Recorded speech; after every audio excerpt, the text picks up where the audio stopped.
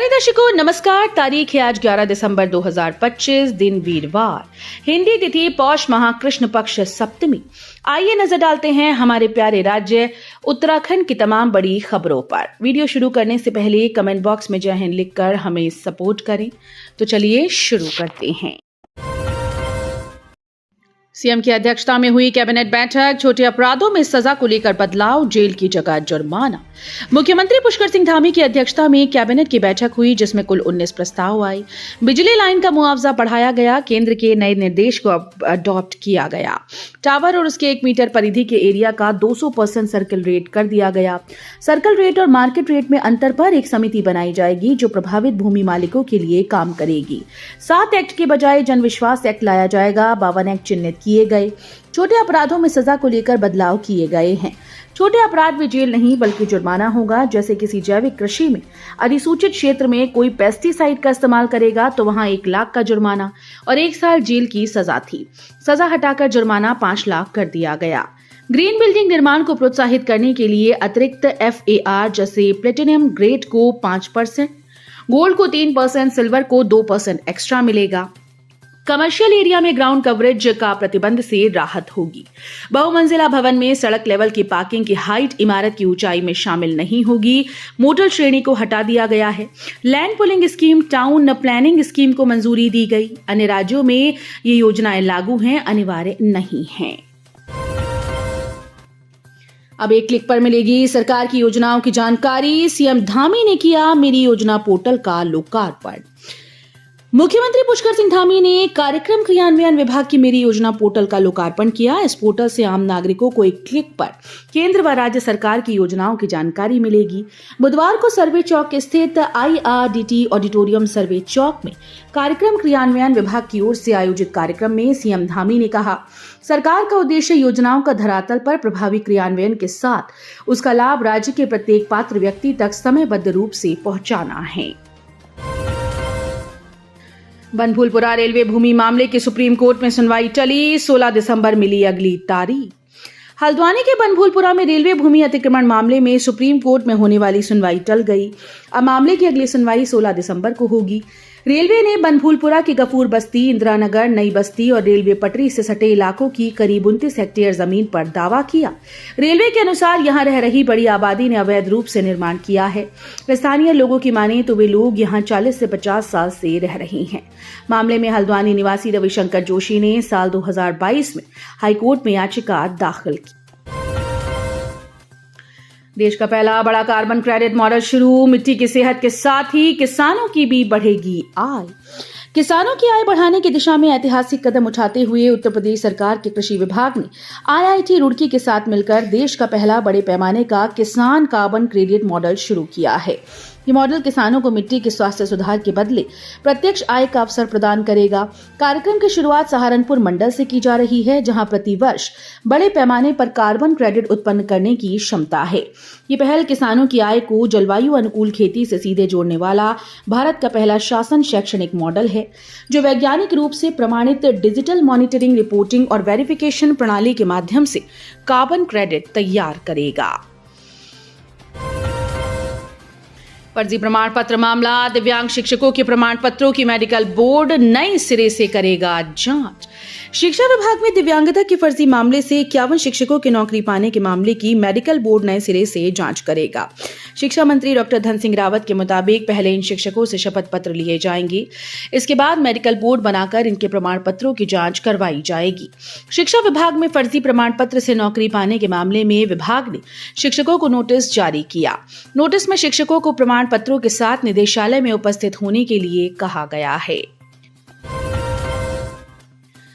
Online कारोबार की उड़ान भी जमीन पर, 5 दिन में नहीं हो पा रही ऑर्डर की होम डिलीवरी। जानिए पूरा मामला। नागरिक उड्डयन सेवाओं की बेपटरी व्यवस्था का असर पर अब यात्रियों के साथ साथ कारोबारियों पर भी पड़ने लगा है। लगातार एक के बाद एक रद्द हो रही फ्लाइट ऑनलाइन सामग्री की बुकिंग और उनकी डिलीवरी चेन को तोड़ रही है। होम डिलीवरी देने वाली कंपनीज का शिकायत बॉक्स भर चुका है और डिलीवरी मैन अब उपभोक्ताओं का फोन उठाने से बच रहे हैं।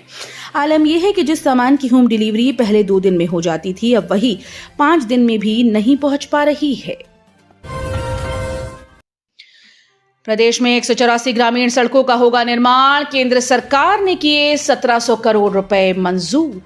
प्रदेश में 184 ग्रामीण सड़कों का निर्माण होगा, केंद्र सरकार ने इसके लिए 1700 करोड़ मंजूर किए हैं।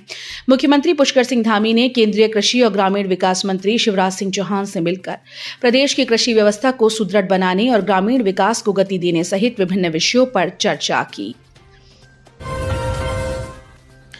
हरक सिंह रावत के घर के बाहर पहुंचे कई शहरों से सिख समुदाय के लोग, किया शबद कीर्तन, बयान से नाराज। सिख समुदाय के संबंध में की गई आपत्तिजनक टिप्पणी से नाराज समुदाय के कई लोग पूर्व मंत्री हरक सिंह रावत के घर के बाहर जमा हो गए। ये सभी लोग देश के अलग अलग हिस्सों से आए थे। सभी ने घर के बाहर डेरा डालकर शबद कीर्तन शुरू कर दिया। उन्होंने मांग की कि हरक सिंह रावत उनके सामने आए और माफी मांगे, मगर रावत देहरादून से बाहर थे। ऐसे में पुलिस के समझाने पर दोबारा आने की बात कहकर लौट गए।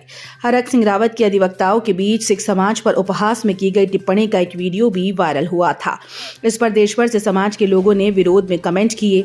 इसी को देखकर मंगलवार शाम करीब 30 से 35 लोग डिफेंस कॉलोनी स्थित हरक सिंह रावत के आवास के बाहर इकट्ठा हुए थे।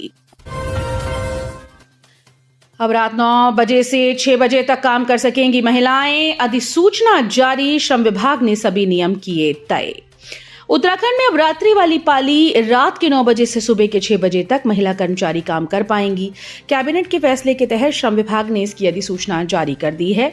जारी नियमों के मुताबिक प्रत्येक महिला कर्मचारी से रात्रि पाली में काम के संबंध में सहमति लेनी होगी। यदि कोई महिला असहमति जताती है तो इसके लिए उसे बाध्य नहीं किया जाएगा। नियोजक की ओर से महिला कर्मकारों से काम कराए जाने की सूचना संबंधित श्रम अधिकारी और थाना प्रभारी को उपलब्ध करानी होगी। प्रदेश में मास्टर प्लान के लिए एक समान मानक जारी, अधिसूचना जारी, 15 स्तरों में बांटी गई सड़कें। उत्तराखंड के सभी शहरों में मास्टर प्लान के अब एक समान मानक होंगे। आवास विभाग ने उत्तराखंड एकीकृत परिक्षेत्रीय विनियमन की अधिसूचना जारी कर दी।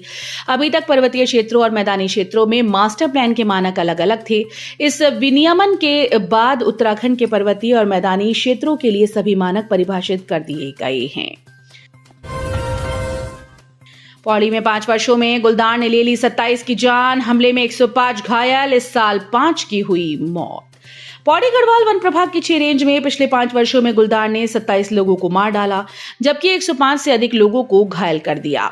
प्रभाग के अंतर्गत 2022 में सर्वाधिक 7 की मौत और 2021 में सबसे अधिक 25 लोग घायल हुए। मानव वन्यजीव संघर्ष की सबसे कम घटना 2023 में हुई, जिसमें एक व्यक्ति ने गुलदार के हमले में जान गंवाई।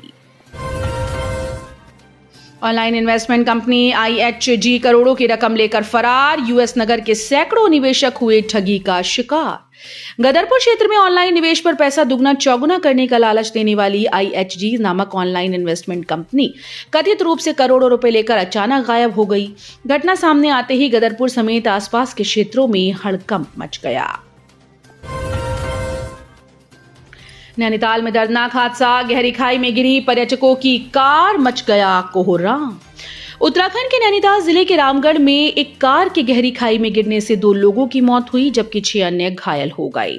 भवाली के कोतवाल प्रकाश सिंह मेहरा ने बुधवार को बताया कि गाजियाबाद निवासी सचिन अपने नजदीकी लोगों के साथ रामगढ़ मुक्तेश्वर घूमने आए थे, लेकिन वापस लौटते वक्त उनकी कार रामगढ़ के गागर में खाई में जा गिरी। प्रत्यक्षदर्शियों ने इसकी सूचना नैनीताल के जिला नियंत्रण कक्ष को दी। भवाली पुलिस और राज्य आपदा प्रबंधन बल की एक टीम मौके पर पहुंची और राहत और बचाव कार्य चलाया गया। ये थी उत्तराखंड की बड़ी खबरें। हम मिलेंगे अगले बुलेटिन में, तब तक के लिए धन्यवाद।